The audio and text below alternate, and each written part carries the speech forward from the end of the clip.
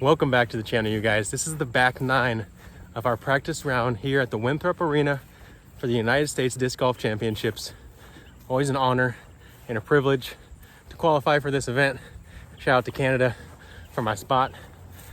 Really excited to get out, represent the game of disc golf, state of Texas, in the United States, and more importantly, myself, this tournament, and go play some strong golf, finish the season the way I should have played the whole season. And yeah, hopefully you guys watched the front 9 already.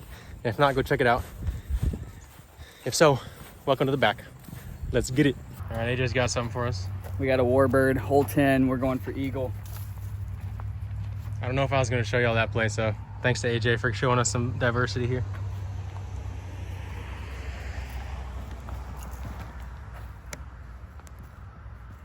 Ooh, that one looks good. That looks good. That's on the basket. Woo! He's eating cake, y'all. He's eating cake. And that's how you eagle hole 10. Get your Warbirds. Oh, yeah. Hole 10, the hardest part about this hole is making that decision. Do you want to go for that juicy 2, or do you just play it off to the left, give yourself a shot into the green of a similar distance? I'm going to go Artemis off to the left, play it safe. AJ showed you guys the 2 line, so now I don't have to waste my energy trying it myself. So.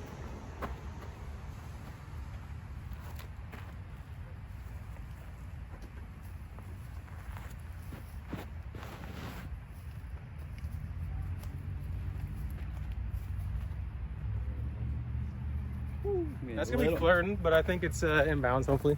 Maybe a little more left. I go midi off of that just to get the extra bite. Yeah. That Artemis pretty stable. That one's pretty straight, so I think put a little more hyzer on it. Yeah. Never a doubt on the Artemis shot. D1 horny toad into the green.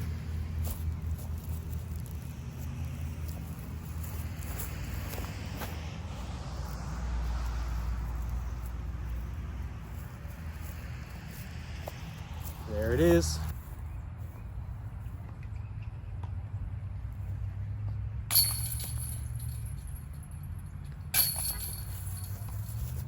Here's a look at AJ's park job. Good shot, AJ. The hazard hole, the hazard hedge. Hedges on the right, playing out of bounds, as they should, because they're a bit of a barbaric punishment. Especially since they're holly, which is very stabby.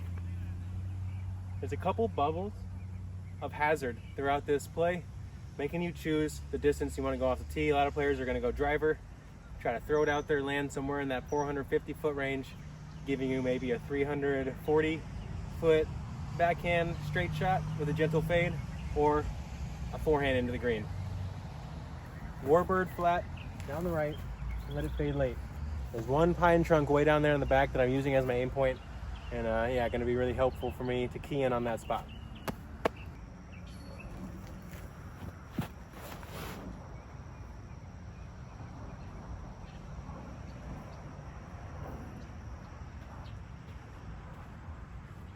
I missed a little left. I might have had the juice to carry that hazard. Let's find out. Got about 330 in. I'm gonna go Snorlax Warbird, use that slope to gather the forehand.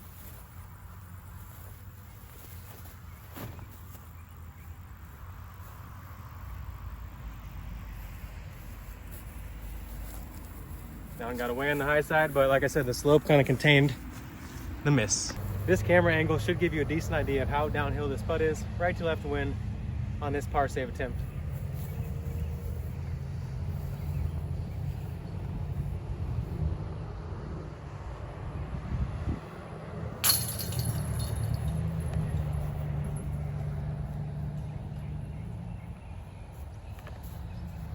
Say hello to par saves. Hole 12 is going to be one of the most important par 4s on anyone's round. It's 900 feet, and it's going to take a bomb off the tee to beat that out of bounds bubble on top of the hill here. If you do out of bounds, you go to a drop zone that has a blind approach into the green right around 400 feet. Bomb a drive, get a little bit of flex, and then play your trusty stable stall hyzer into the green.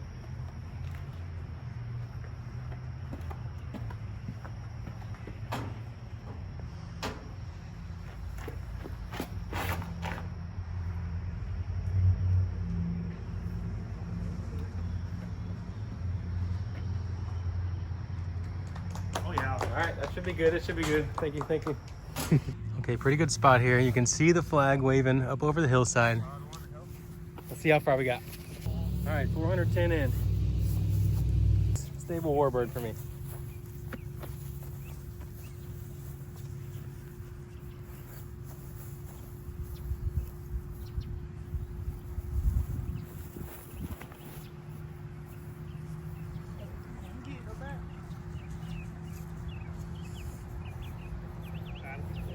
I don't know. We'll play provisional from the drop zone. I'll play one from the drop zone since I'm uncertain if that one's inbounds or not. Going spur here.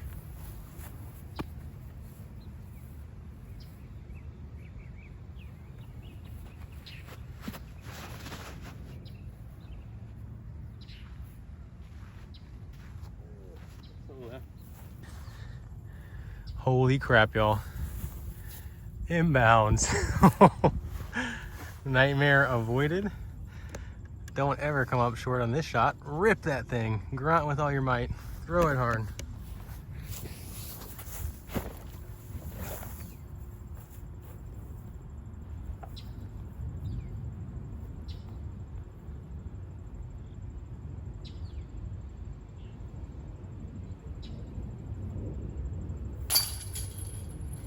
Birdie, let's go. Come on. That's a big one. I'm trying to think in my head what kind of round we got going. It's pretty solid right now. After that birdie, let's see. So we got hole 1. Hard the next 3. Got hole 5.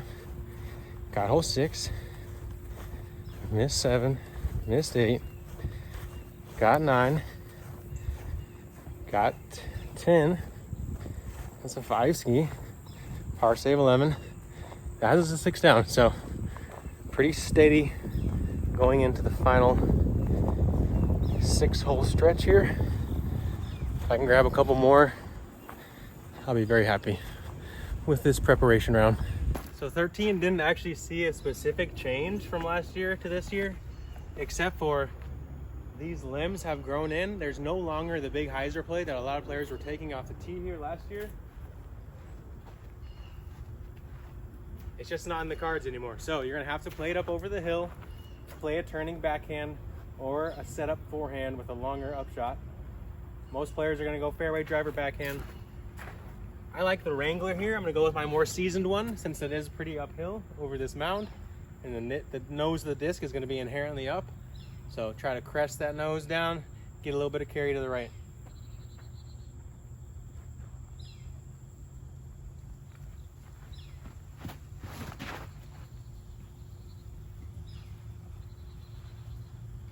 That felt pretty heavy to the right, and if that's in bounds, I feel really good about my choice of selection disc-wise here. If I miss right there, I might have to go to my more stable Wrangler.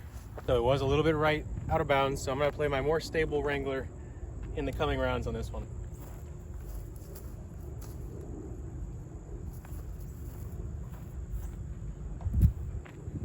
Same disc, try to get up and down.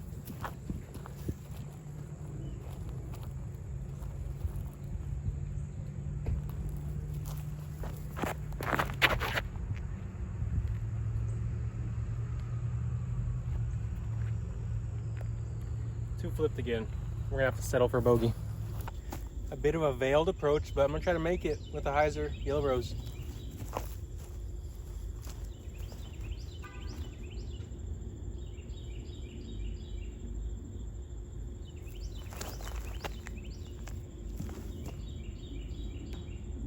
You tried all right. You tried. Try again. We've had quite a bit of cleanup on this green. 2 tree trunks gone off that right side, making it way more accessible for the putting windows. And all of these bushes and small trees behind the basket were cleared out. So you can get a lot more aggressive into the green here. You don't have to play to the short side to give yourself an opportunity. Just get it up there. And I think we'll see more birdies because of that. But it's still difficult enough, obviously, to cause bogeys. So I love this hole.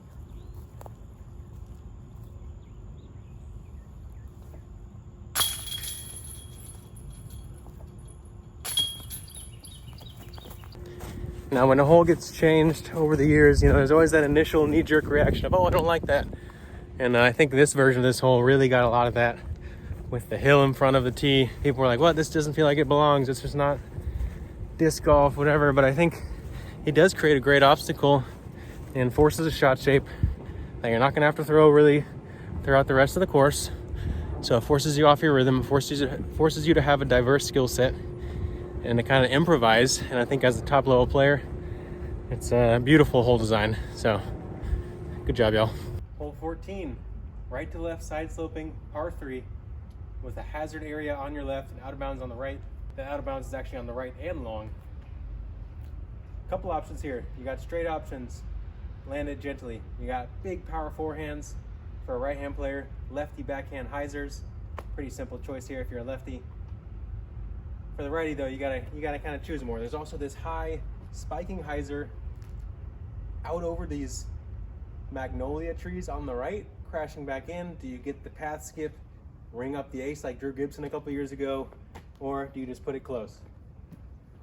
I like the spike hyzer unless the wind is really a raging left to right or something like that. I'll switch to the straight shot. Alpha Warbird for me. I'll go ahead and just zoom y'all in on the basket.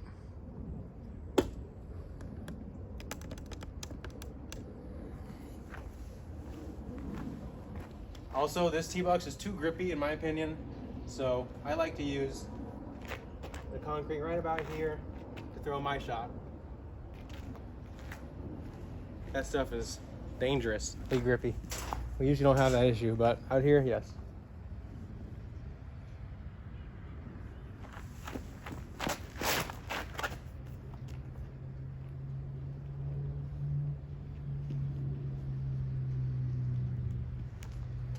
Landed just low. Hole 15 is relatively short when it comes to par 4s, but this triple mandatory straight ahead does not make it the easiest par 4. You gotta play a shot penetrating through that mandatory, and then finishing left is a bonus. Most players will choose between a fairway driver and distance driver here. I like to choose distance driver, something pretty stable here, because what that does is it forces me to play it low, and it forces me to play a flat release out of the hand, whereas those straighter discs, the fairway drivers are gonna want a little more hyzer out of the hand, which has tendency to rise on the flight. So something low, overstable, and fast is good here. Warbird, just a choice for me.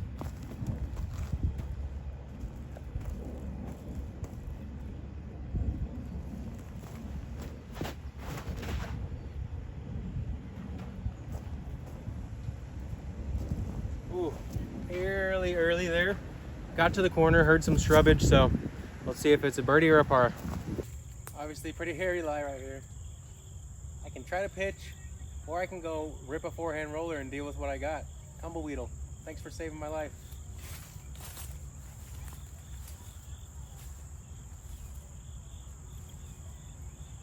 I'm just gonna send it through this stuff straight ahead, see what happens.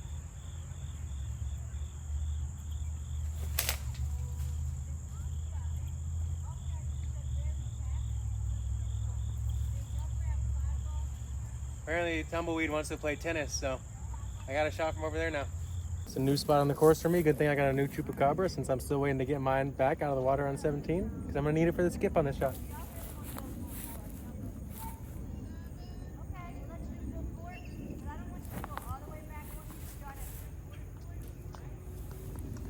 I actually just peered the little gap in the middle. Let's go.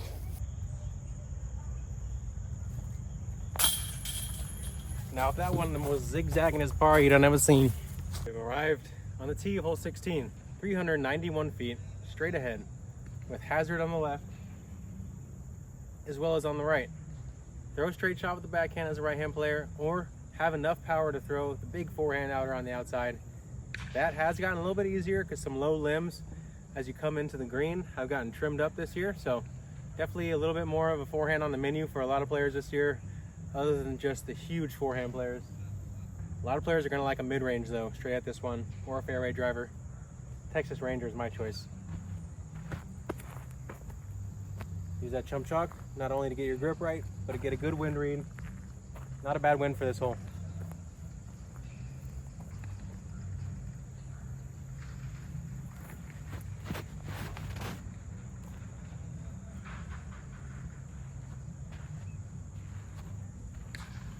Parked the wrong basket. Whoops, y'all.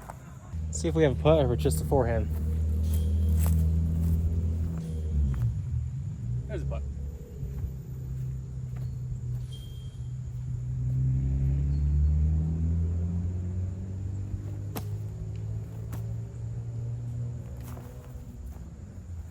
Thought I cashed that, y'all. Woo, felt good. All right, let's take a look at Drew Gibson's shirt.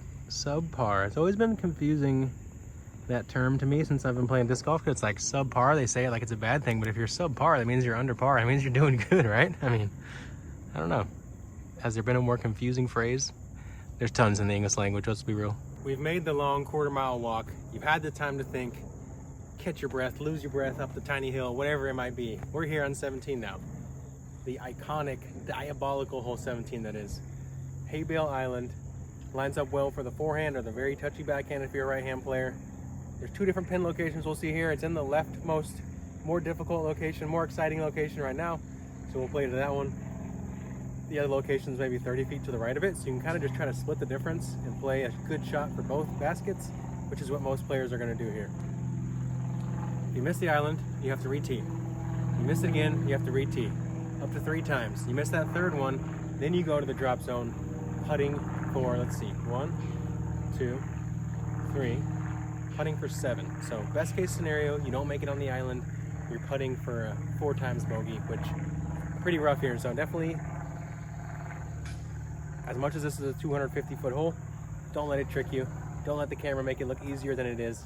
Until you've played this hole, you don't really know what it's about.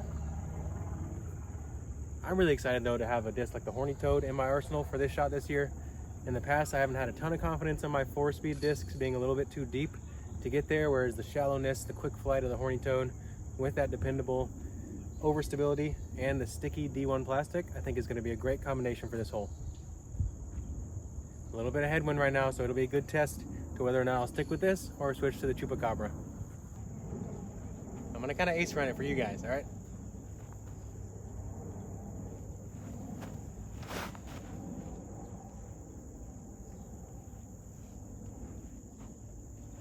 Or I'm gonna play it so awfully safe. Wow, that was terrible. All right, I gotta throw some more.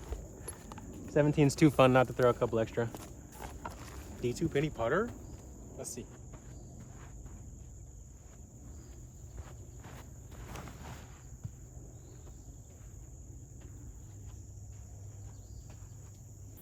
Just to give you guys a feel for how close that water is behind. Just a little bit past the bullseye.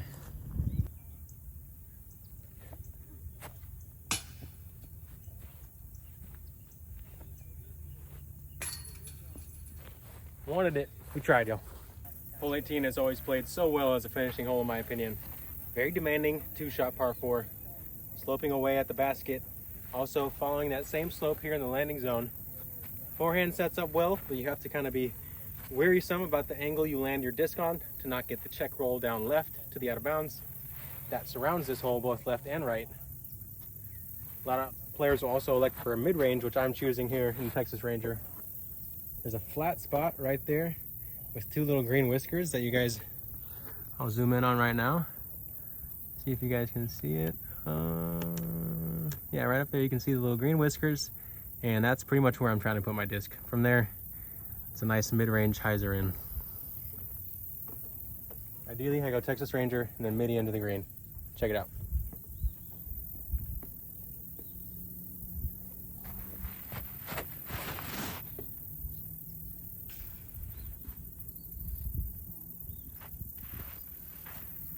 Maybe I go midi, switching my play.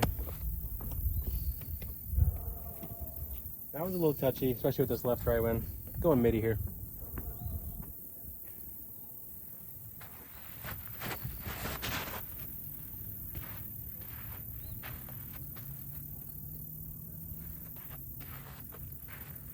Apparently I just need to stop turning the disc, okay. Artemis for the correction.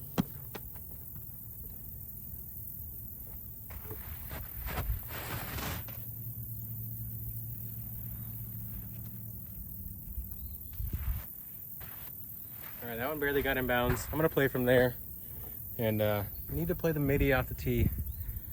And I don't need to turn it, I need to remember, trust flat straight. Pretty difficult side sloping spot here. Pinched on the mandatory tree. Gonna have to rip a flat midi shot up there and hope to gently fade. Give myself a long look maybe. Gotta dodge the camera on this run up, see if we got the skills.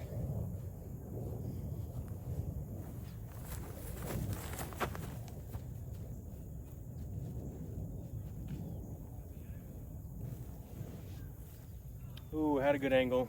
Caught the tree limbs, faded off left. That's gonna be OB. Definitely got homework to do on 18, but a good drive. And the spot that I'm talking about remedies all that. So midi to here. Went out of bounds right about here. Let's send the par safe.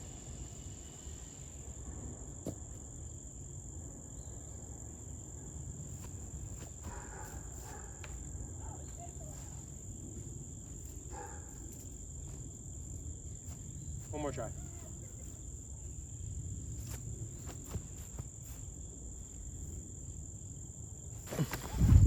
Would not advise going OB on 18 and trying to save. It's gonna be a tall task.